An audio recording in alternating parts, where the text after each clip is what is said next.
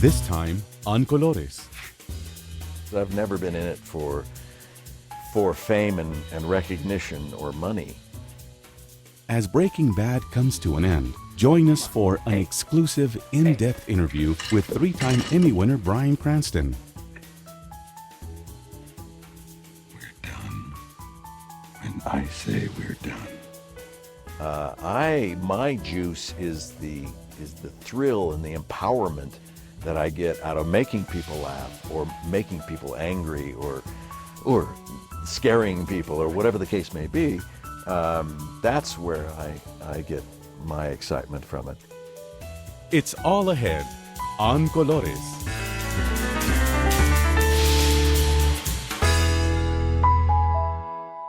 Actor Bryan Cranston shares his bittersweet emotions as the iconic series Breaking Bad comes to an end, and he says goodbye to Walter White. On a clear day, how it will astound you. Mr. White!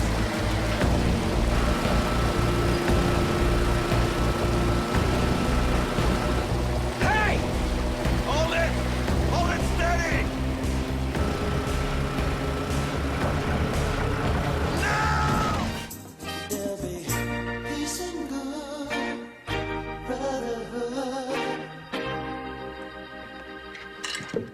Crystal blue persuasion.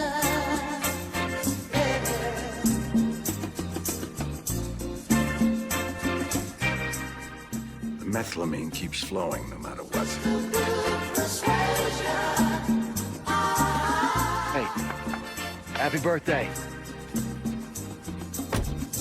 Crystal blue persuasion.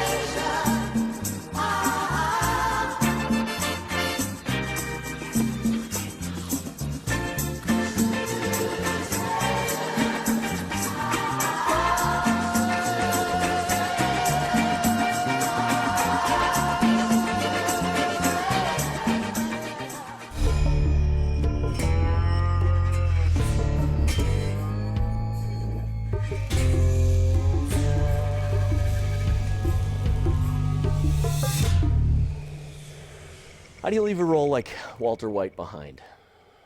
Kicking and screaming.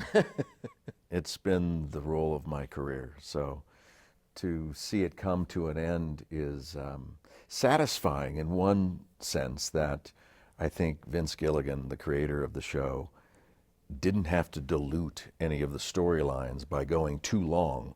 You never want to see a show get the reaction like Breaking Bad. Is that still on the air? Yeah. You want people to say, I missed that show. And we did 6 seasons, 62 episodes altogether. And I think they're concentrated and tightly woven and brilliantly written. When you sit down at that final episode, how'd that feel?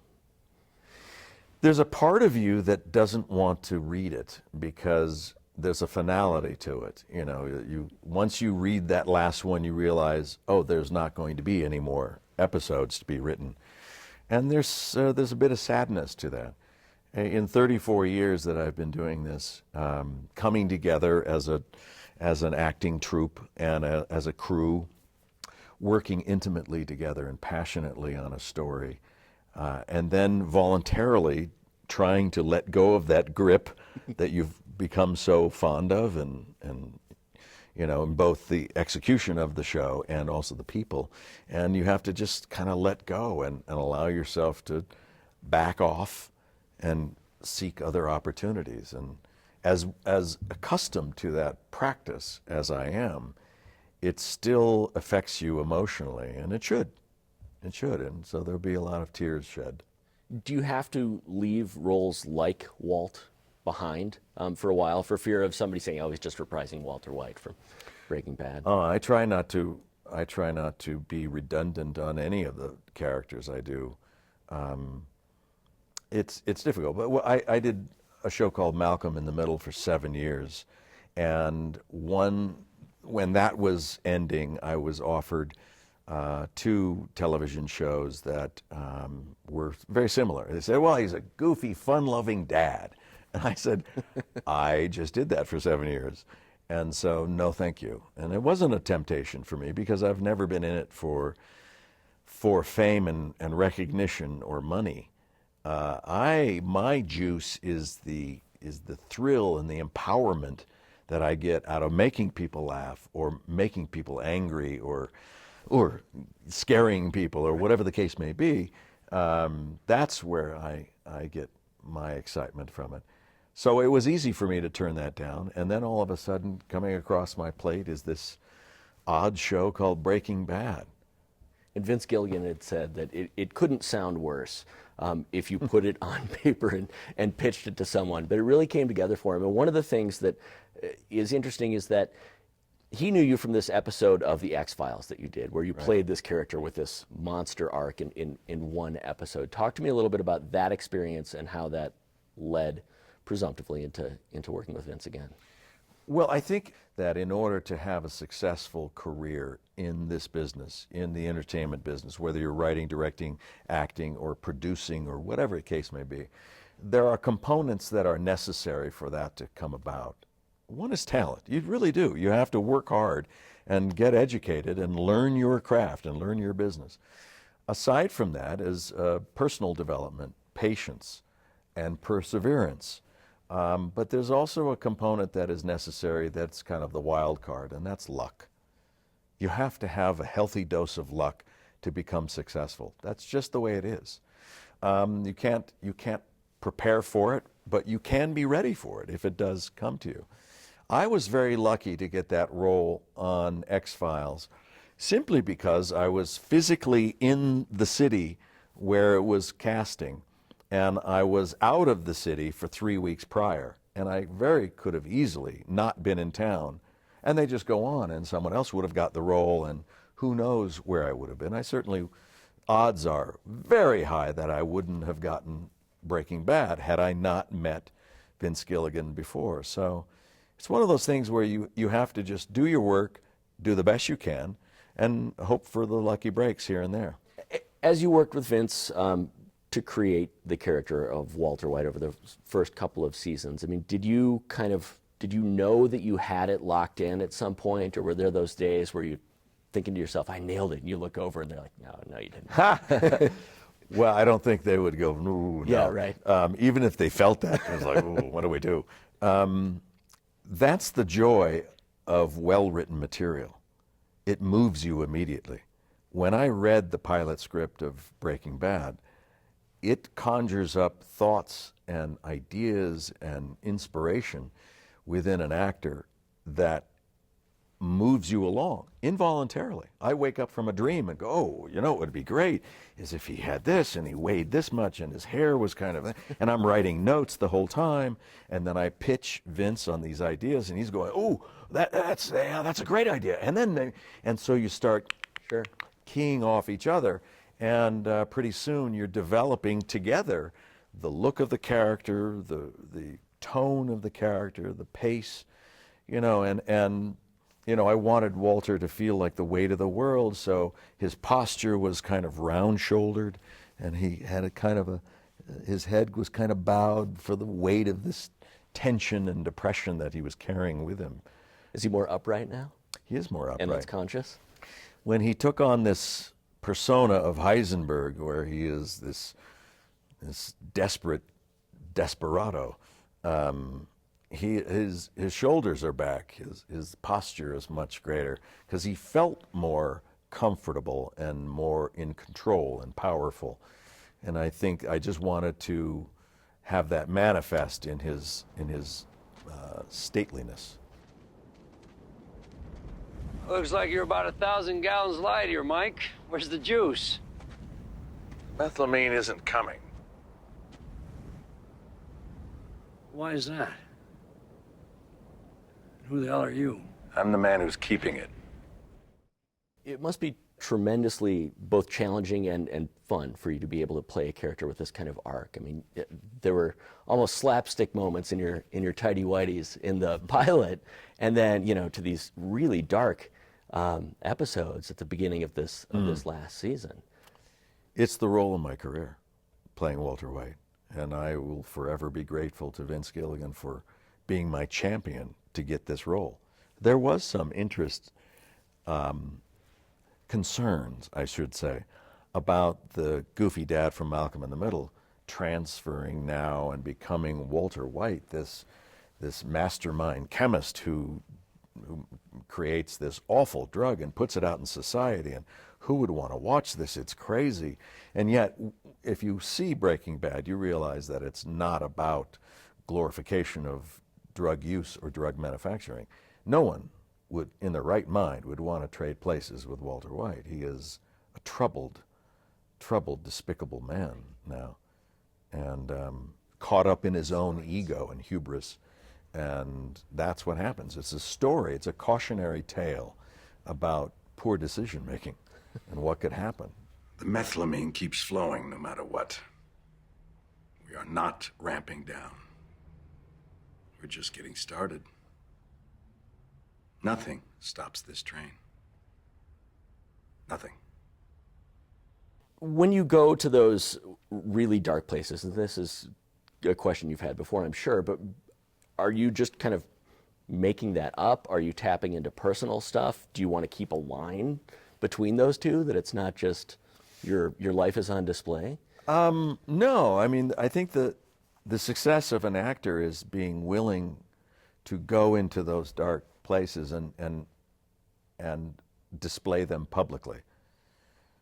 We have to have that kind of courage and vulnerability to do that. In high school, all the way through school, I remember trying to stay the same as everyone else. I didn't want to stand out. We're wearing that, and this is what everybody else is wearing. I don't want to be isolated or ostracized, certainly. I don't want to be embarrassed or have someone point the finger at you. Look at that guy, you know, it's like, oh no. What happens is that we think that if you're vulnerable and sensitive and open, that you'll be ridiculed. But as adults, when we mature, what we realize is that if you have the audacity to display those human, honest emotions, that the opposite is what happens. People embrace someone who is in trouble, someone who is vulnerable, someone who is frightened. They have a tendency to come forward and put their emotional arms around you. So that once actors learn that, it's like, oh, the finger pointing is only by the uneducated and the immature. The ones who truly count, ones who enjoy literature and well-crafted storytelling, are anything but that. They're open and welcoming to that type of personality. I've read interviews with Aaron Paul where he just seems mystified at the fact that people still love Walt despite like all these unbelievably awful things that he does. Is that sort of part of it? Well, my job is to be honest when I depict Walter White and not to judge him, but to justify his actions so that I can honestly play him when I step into his shoes. It's difficult because the sensibility of Brian looking at that is, abhorrent behavior, and yet you realize that we as human beings are fully capable of a wide spectrum of emotions. I believe that if we chose the sweetest, meekest person, that person, given the right set of circumstances, can become dangerous. Any human being is potentially a dangerous person if the right buttons are pushed, if the conditions of that person's life are in such despair. It is humanly possible. Only you never told me that kid would wind up in the hospital. Take that thing and get the hell out of here. You and me, we're done.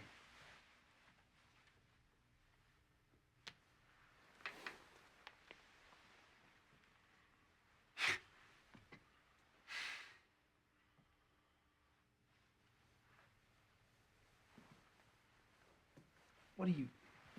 Come on. Hey.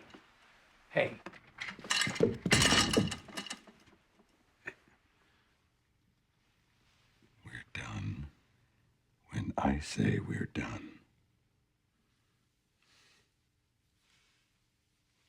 I believe that we are all living in truthful, a gray area. It's not black and white like television shows of the past used to show us. It's all about the gray, shades of gray. I believe it's possible for a man, Walter White, to go out and to kill a rival of his, and yet wash his hands, go home, and gently and lovingly pick up his baby daughter and caress her and love her as a father. We are capable of that, of those wide swings as human beings.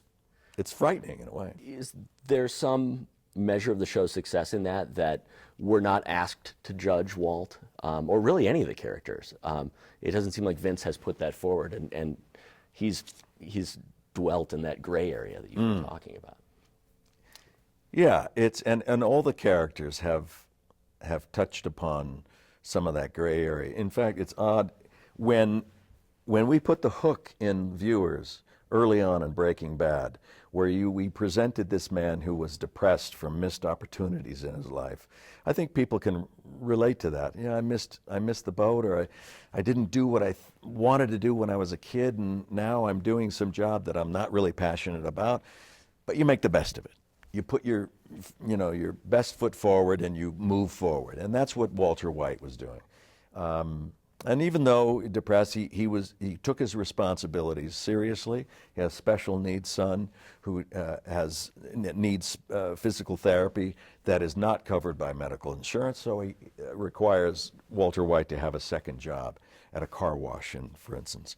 It also, it highlights perhaps the need in this country for valued, basic health care. It also illustrates the talking points about how everyone respects and reveres the role of a teacher in our lives, but yet they're not always paid the same amount in actual money as they are in respect. Right. So there's social, political issues that have come out from the series, and I think valuable. You directed a few episodes. You directed for Malcolm in the Middle too, right? Mm-hmm. What do you like about directing for TV? And do you want to move past that or add to that by doing filmmaking? I did a film that I wrote back 12 years or so ago, and I had a great time doing it. A tremendous amount of work, much more work than my acting jobs have been, because as an actor, and you're trained to do this, you're self-centered, and you should be. What does my character want? What does my character? Who's in my character's way? How does my character get these things? What does my character feel about something? And actors find themselves in trouble if they take that self-centered nature that is good and works well for their craft, if they take that out into their personal life. What do I want? Who's in my way? How do I, But as a director, you have to take on the mantle of all of the concerns of a production, not the least of which is each individual actor's points of view, their temperaments, how they approach a character, what motivates them. So I might say to you as an actor, come on, Matt, let's go, let's pick it up. You're a little lazy this morning, let's go. And you might go, he's right, I gotta go. It might be that rah-rah coach point of view. With someone else, I might say, are you okay? How are you feeling today?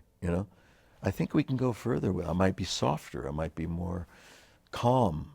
I always try to plant an idea that is suggestive, so that instead of me telling the actor, I need you to be angrier, I want to get to the point of, this guy just came on to your wife, big time. How does that make you feel? Right. And let you go, that would really upset. Well, okay, bring it out, let it go. And it's like, whoa, okay. And it's fun. It's fun to do that. I also have been known to manipulate people because if I need an actor to show remorse, let's say, and they're not, they're fine about things. It's like, I'm not giving the right direction for this actor to get it. I will then resort to manipulation. I'll go up to the actor and I'll go, Matt, the way you showed tremendous remorse was just fantastic. Keep that. That's working really well. And go on. And then I plant the seed in you like, oh yeah, oh good, I was glad to, yeah, I kind of felt that too. And then you may not know it, but in that next take, you will have some remorse just in there. Are there stories that you like to tell when you're directing? Are you attracted to a particular, real strong characters or? I think, again, I rely heavily on the writing. It's all about that. I know for a fact that if something is well written, whether it's a play or a television series or a movie, if something is well written, it has the potential to being and becoming a good production. If something is not well written, it has no chance to be a good production. No chance. You might have explosions and things and pretty girls and all these things going on, but, buzzes and whistles going off, but it's not going to be good. So, and what's good, as we spoke of before, it just has to please my sensibilities. It has to be in that high watermark. And for instance, Argo or Breaking Bad, the writing is so good, it hits that level. It's hard to find consistent writing at that level where the characters are well developed and the story is just terrific and compelling. But if you find it, it's a joy. So I don't want and I don't need any more work in my life. I don't need to work for a living. I've been very fortunate in this business, so I don't make financial considerations when I'm deciding on what to do, and that has guided me well. So I will do I directed a Modern Family episode, and I'm going to go back and do another one, because it's so well written and it's fun. It's fun to do, and they're good actors, and it's just a nice place to be. It's a nice environment. I did an episode of The Office last year, their final year in production, and just terrific people and good cast, and I want to be around that. I want to be around people in the arts who appreciate the gift that they've been given. I don't have, the older I get, the less tolerance I have for moaning and complaining. And you realize that you could actually be working for a living? Right. Be thankful that we are in this position. That high standard, do you think that that's why we see, so many shows like Breaking Bad or something like The Wire that have this 5-6 season run, and that's really as far as the people who are running the show feel like they can push it?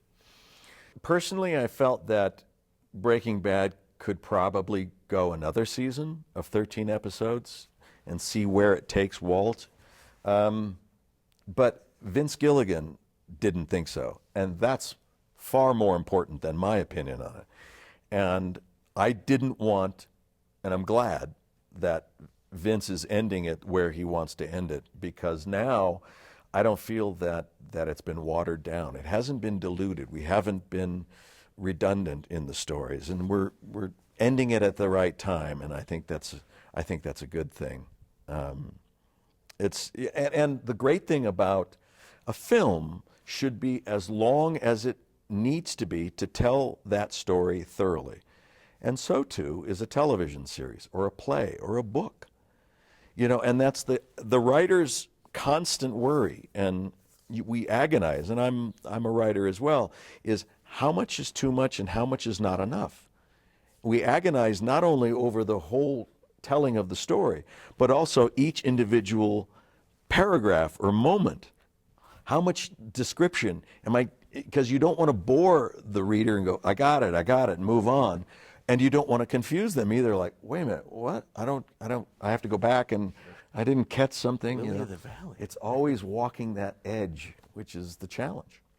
Well, you've been really generous with your time. We appreciate it. Thank you.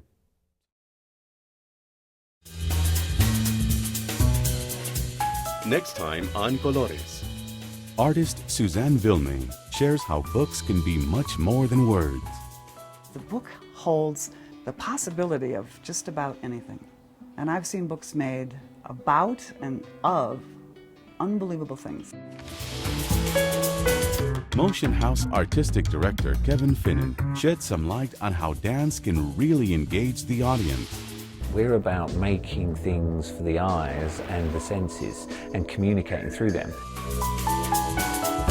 Photographer Aitzma Petronella hopes her striking images spark conversation and consideration for the victims of Agent Orange. I really believe that a photographer or image maker has a civic responsibility.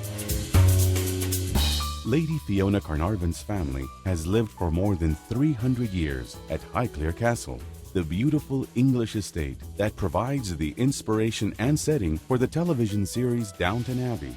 Lady Fiona shares real-life versions of intrigue. Whilst you should never marry for money, it might be foolish to marry without money. Until next time, thank you for watching.